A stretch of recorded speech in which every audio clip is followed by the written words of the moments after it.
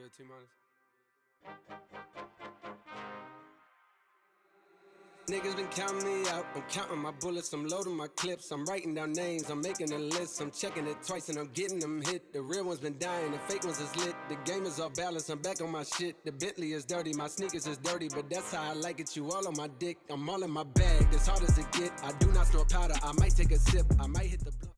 So before I start this video, let me just explain that I'm going to be completely unbiased about these predictions as possible. I'm not going to go for my favorite team or go for players I like when I predict these playoff matchups. So I hope you all enjoy this, and don't criticize me if you don't agree. These are my personal predictions, and this is what I think is going to happen in Eastern Conference playoffs this year. So like I said, enjoy. And for the first and 8th seed in the Eastern Conference, we have Giannis and the Bucks taking on the Detroit Pistons. I do not expect this to be a long series at all. As Blake Griffin and Andre Drummond may go off, the Pistons really have no one else, as Eric Bledsoe and Malcolm Brogdon are very good role players backing up Giannis. The Pistons don't have a backcourt, so maybe Andre Drummond and Blake will give them trouble because they're two bigs, but I give this one 5 games, and that's about it. The 2 and 7 seed is the Raptors and the Magic, and I really expect this to be a quick series. This is probably one of the worst playoff matches I'm going to have to watch this year in the playoffs.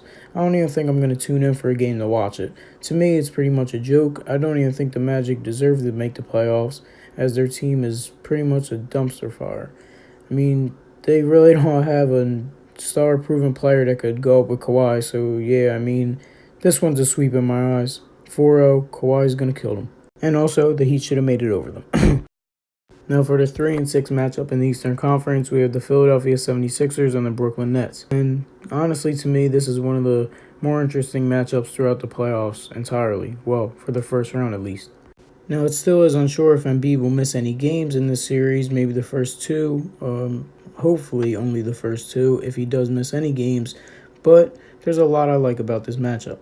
D'Angelo Russell has become an NBA All-Star this season, and he took the Nets to the playoffs, and nobody actually thought the Nets would be in the playoffs at all. They thought it'd be another tanking season for them, but it's a shocker. I mean, they're probably the most surprising team in the league this year, and D'Angelo Russell is definitely most improved player this year, definitely in my opinion. Now, if Embiid is fully healthy and plays every game of this series, maybe it'll be a little quicker than I anticipate, but I'm expecting him to miss the first game or two, so I expect the Nets to steal one of those games in Philly. Definitely, I could see that happening. And I just expect it to be a tough series. Both are young teams. Both could compete with each other. And actually, the Brooklyn Nets are 3-1 against the Sixers throughout the season. I mean, I really don't depend on the season records to determine who's going to win in the playoffs. I never think that's reliable. You can never count on that because in the playoffs, it's a whole different ballgame. But, I mean, it definitely helps a little bit. The Nets have beaten the Sixers through a lot of tough, crucial games down the stretch. So, I mean, maybe they can in the playoffs. Maybe they can't. But I don't see them winning the series. I do have Philly in 7. 7 tough games. I think this will go back and forth all series long. Probably a game and a game apiece as they'll keep going all the way to 7. And I could see the Sixers closing it out in Philadelphia for Game 7. And now probably the toughest first-round matchup in the whole playoffs. The Boston Celtics playing against the Indiana Pacers. Now, I know Victor Oladipo isn't playing, and that is definitely going to be a challenge for the Pacers, as they definitely can use this dude late in the games down the stretch in clutch moments, as they're going to lack that go-to guy.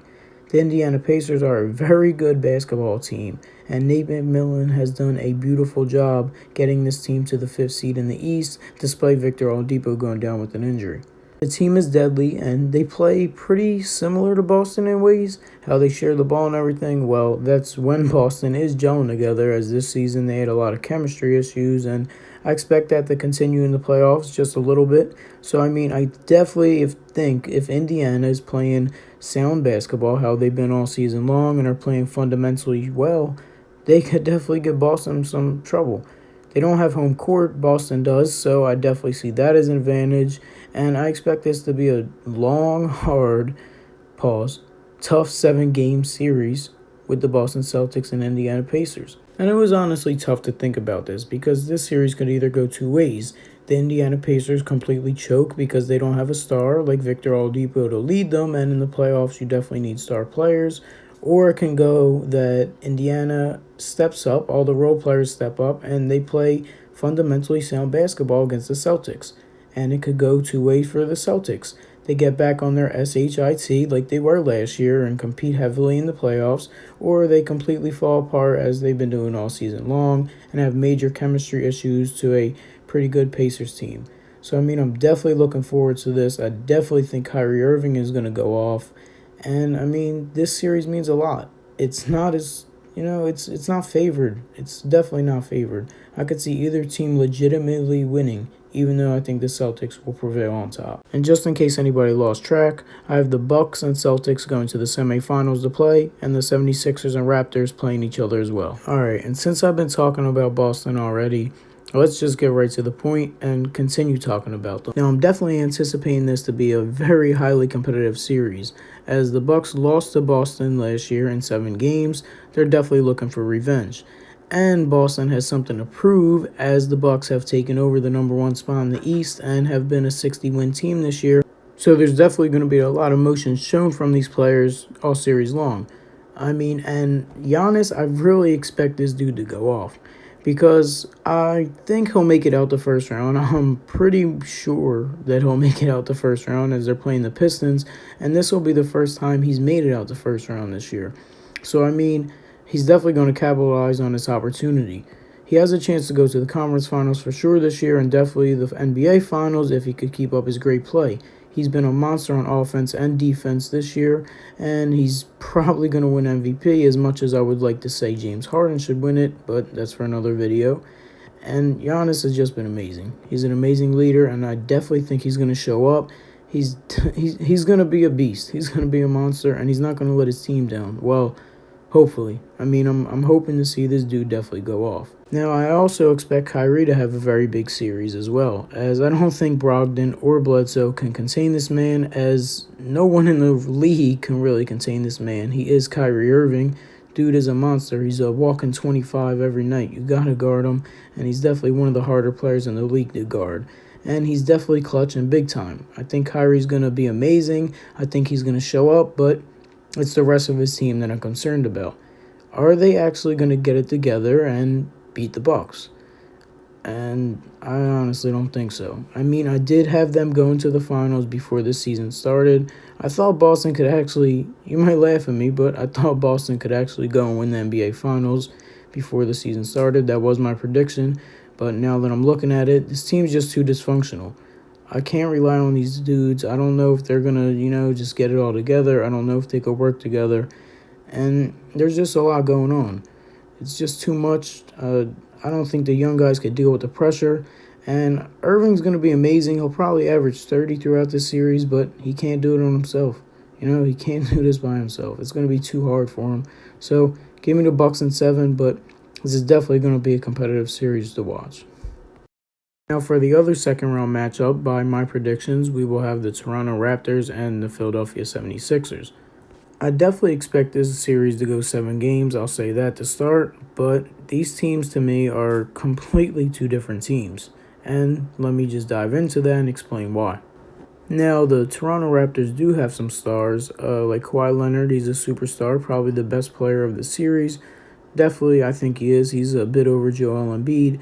And then you have guys like Kyle Lowry, who's a borderline all-star. Pascal Siakam, who can be an all-star with years to come. Marcus Gasol, he's declined a bit. Serge Ibaka has declined. But other than that, you have a lot of veteran guys on this basketball team. And despite them only having one true star on the team, I mean, you can say Lowry is a star. So I guess you can say they have 2 stars on the team, but one true superstar on the team.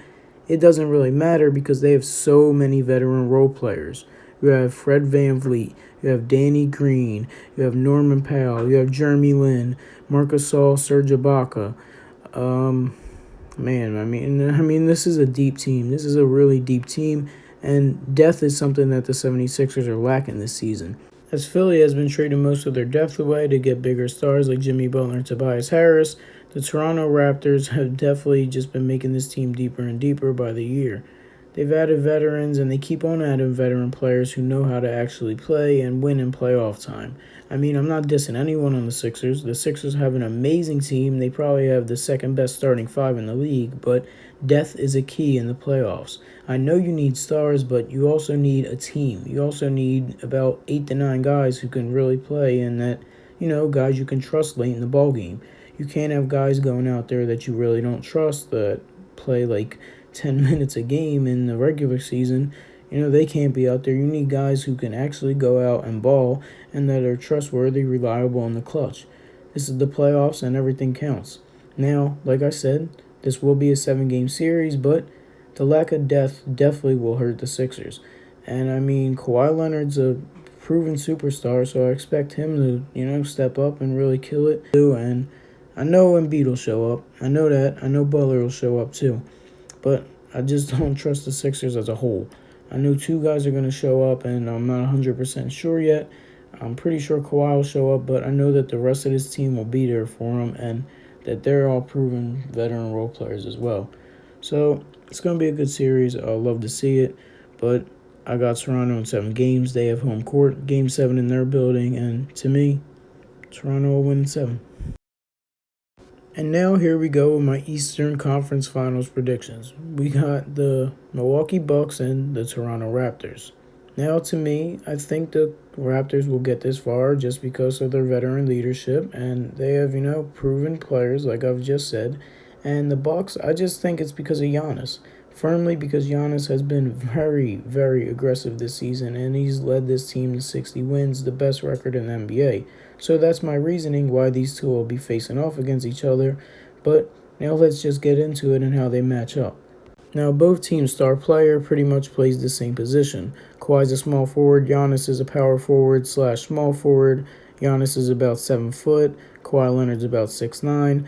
They're both very good defensive players, and they're both pretty much, I would say, similar on the offensive end.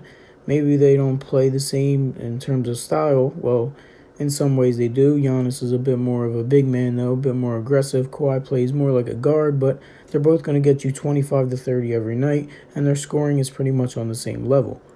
Both of the teams have very good role players surrounding their superstar talents, such as Kawhi and Giannis, and that's why I think this is going to be an amazing series. And both teams have very good coaches, Nick Nurse and Mike Budenholzer for the Bucks. But to me, what it really comes down to in the playoffs, especially deep in the playoffs, is veteran leadership. Now, the Bucks are a very, very, very, very good team. Very good this season, defensively and offensively. They went from one of the worst three-point shooting teams to one of the best this year, and defensively, they're amazing. They're a great rebounding team. Toronto's a very good defensive team as well. They're pretty good on the offensive end. But to me, it's about veterans. It's about the veteran guys.